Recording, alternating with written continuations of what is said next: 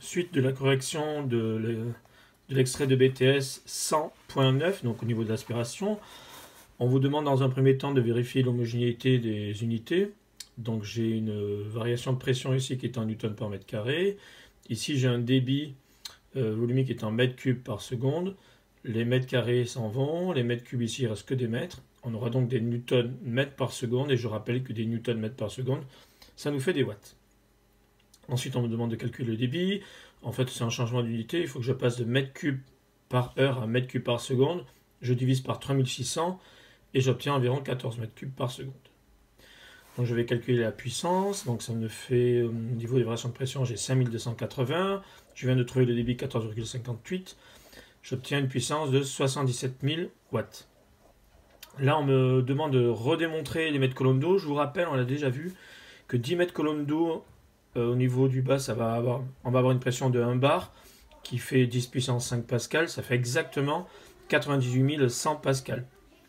Donc là, pour faire ça, j'ai mis la pression est égale rho GH, H égale 1 mm, puisqu'on me demande des millimètres colonnes d'eau. L'eau, la masse volumique de l'eau, c'est 1000 kg par mètre cube.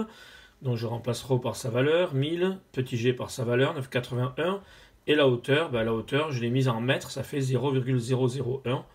1000 et 0,01 se simplifient, il reste que 9,81 pascal, ce qui correspond à 1 mm colonne d'eau. C'est ce qu'on avait ici. Ensuite, le delta P, là. Alors là, il va falloir qu'on fasse ça sur la BAC. La BAC que je vais prendre là tout de suite. Donc on avait trouvé 14,6. En fait, on a trouvé ici 14,58 que je vais reporter sur la BAC. La BAC que voici. Donc ici, je reporte 14,6 à peu près. Je remonte comme ça ici. Hop. Ici, nous avions un delta P de 540. Donc je suis, attention, chaque trait vaut de 20 en 20 ici. 500, 520, 540.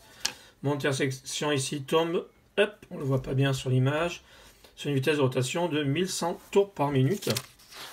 Donc je reviens ici. J'obtiens donc une vitesse de 1100 tours par minute. Ensuite, on me demande au niveau des puissances, donc c'est à peu près la même chose. J'étais sur 146 mètres cubes par seconde, donc je garde cette valeur-là. On avait trouvé une vitesse de rotation de 1100 tours par minute. J'obtiens ici, horizontalement, on ne le voit pas très bien, mais 130 chevaux, on va dire.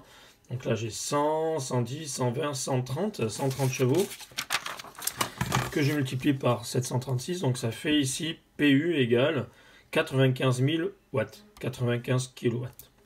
Voilà pour la fin de cette première partie A. À bientôt.